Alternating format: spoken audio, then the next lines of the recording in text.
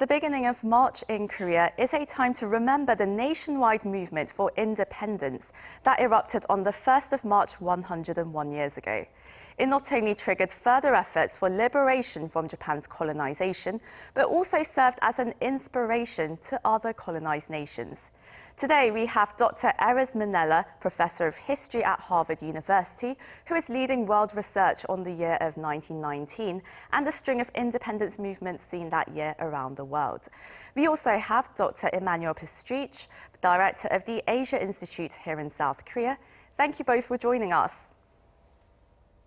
Thank you. Now first, Dr. Pastreich, yes. I would first like to ask you, what was the context behind the March 1st movement? Well, it came right after the First World War, in a period where there was tremendous disillusionment with a culture and a economy driven by expansion and war, and an effort from the Paris Peace Conference and the efforts people around Woodrow Wilson to put forth a vision of self-determination and also of humanity coming together as one under the League of Nations. In the specifics of Korea, the Emperor Kojong died, suspected of being assassinated by the Japanese, and the Japanese had, through economic and cultural means, been essentially slowly taking over Korea. So it was an effort both for self-assertion of Korea's own cultural and political independence, but also part of an effort to build a sort of a common movement with humanity around the world. Right. Now, Dr. Manela, as a historian leading research on 1919, what's unique to you about Korea's Hamil independence movement? What really sets it apart from independence movements that preceded it? Well, there's a number of different things that set it apart. In the Korean context, I think we can say it was the first national mass movement for Korean independence to erupt on the peninsula, encompassing people from all walks of life, from the educated elites to the common people, men and women, and from different parts of the peninsula. In the global context, it was distinguished by a number of things. One is the fact that it was preceded by a very clear declaration of independence.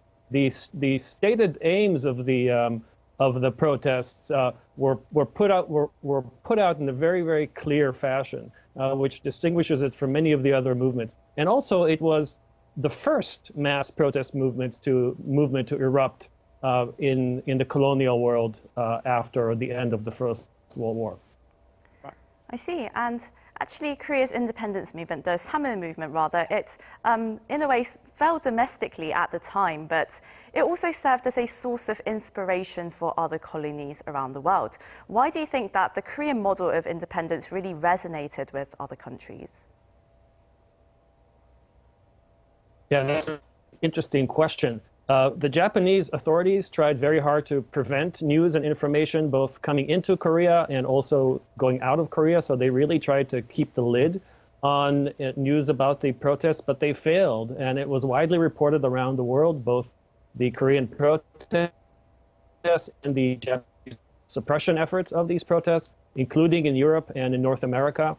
And including in other places in the colonial world. So, for example, in China, we know that Chinese nationalists were looking at the Korean example when they were gathering for their own May 4th movement about 2 months later.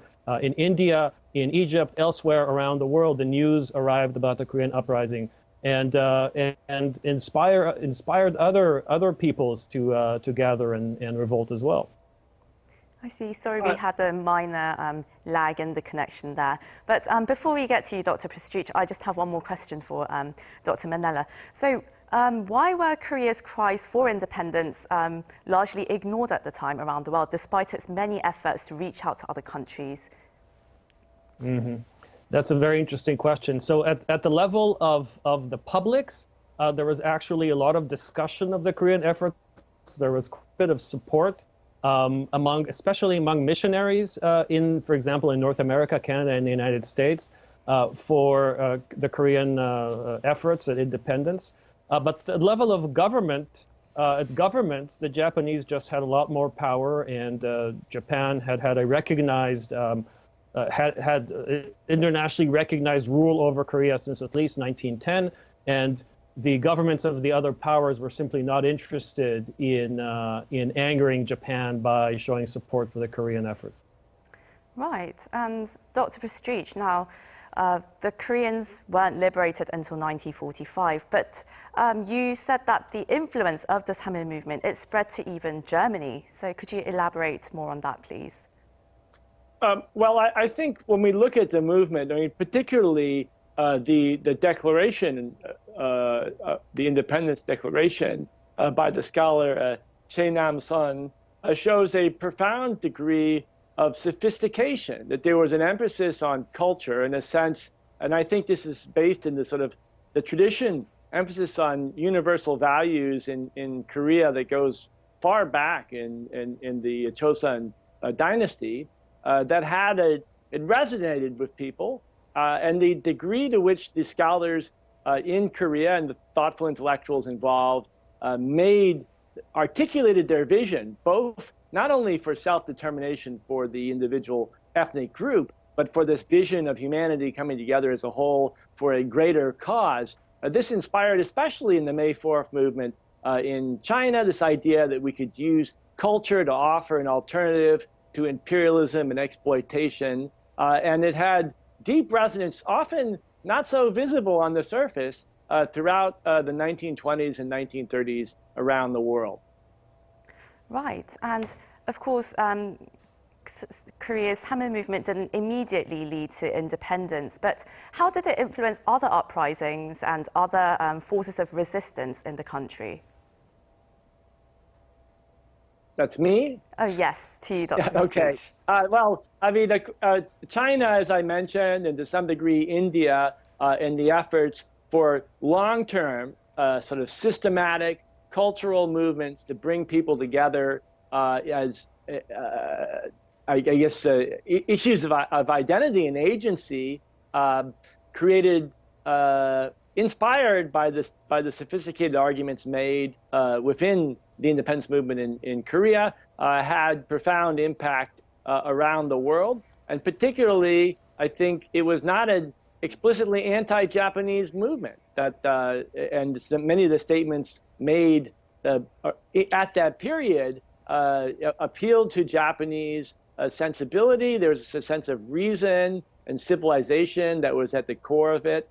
And also in Korea itself, although it was viciously suppressed, it never completely stopped, right? There were meetings that took place informally. There were groups in Manchuria into China, who continued their efforts. And although many were put in jail, tortured, put under house arrest, the movement never completely petered out, because I think it was not simply a political movement, it was a cultural, civilizational movement.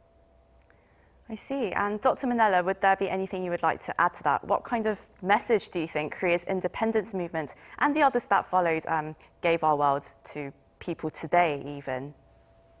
Mm-hmm. Well, first of all, I completely agree with Professor Pastreich. Although the movement was suppressed in the streets and the countryside of Korea, its cultural impact was felt both on the peninsula and beyond, and also some of the political structures. For example, the provisional government that was put in place at the time in 1919 survived throughout the 20s and 30s, and then, of course, came back in the Second World War and participated, was an important component of the post-World War II arrangements on the Korean peninsula. So that's one impact, I think. The other one, and which is very important, I think, today, is to remember that Koreans, both North and South, participated equally in this movement. The unity of the peninsula was assumed and represented in the movement, and so I think even today it's an event that's recognized and perhaps even celebrated on both parts of the peninsula. Right. Even 101 years later, it still leaves a message of hope. Well, That's where we're going to have to leave the discussion. Thank you both so much for joining us for our very first edition of Global Insight. Also, thank you to our viewers. We hope to see you with us at the same time tomorrow for more insights from experts around the world. In the meantime, have a lovely day or night wherever you are watching us. Goodbye.